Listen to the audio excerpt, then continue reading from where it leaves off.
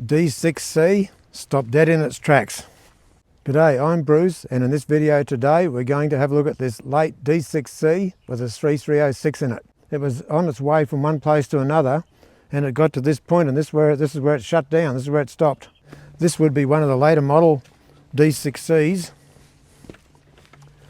and as I walk around here, there's the ID plate there, 3306 PC 44V 1980, then I think it says 2P6795, must be its serial number.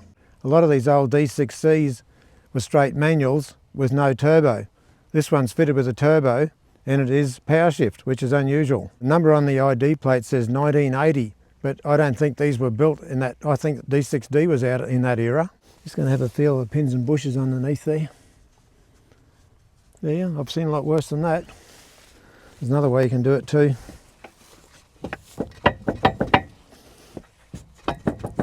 When you get up into bigger dozers, well, they're just too big to do that with, but that just gives you a bit of an idea of the wear in the pins.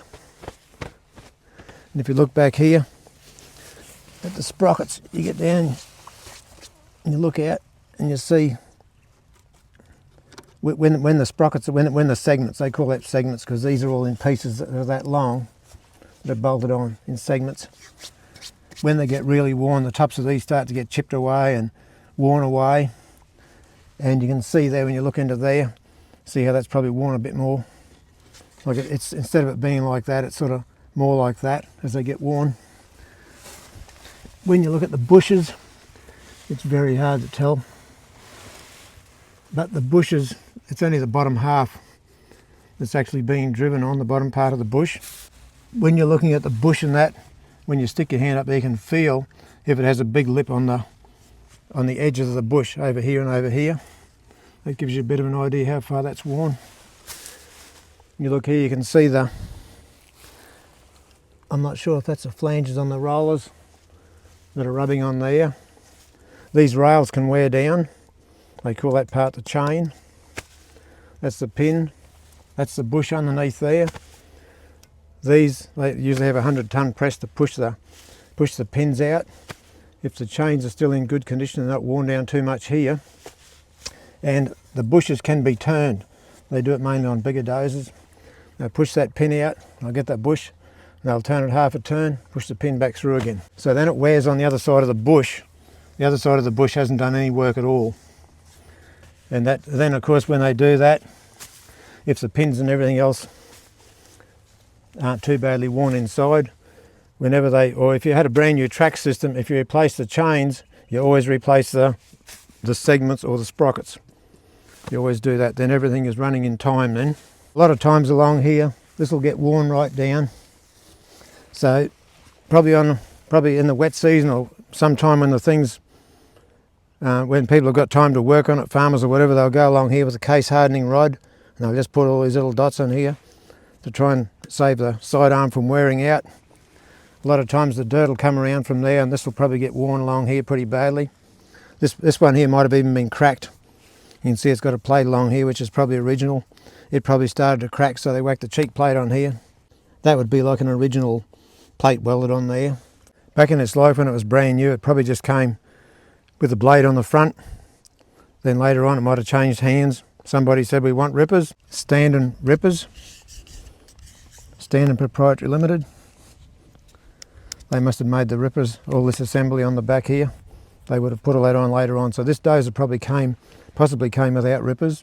It's a setup where it was made for 3 rippers, but obviously they're only using the one in the middle.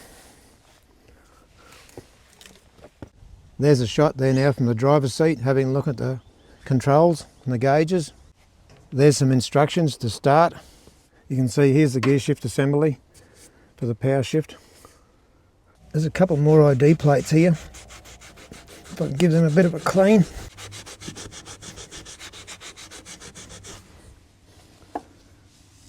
The VIN number will be on there. If you're able to look up those numbers, that will probably tell you the age of the machine. We've got another plate down here on the transmission.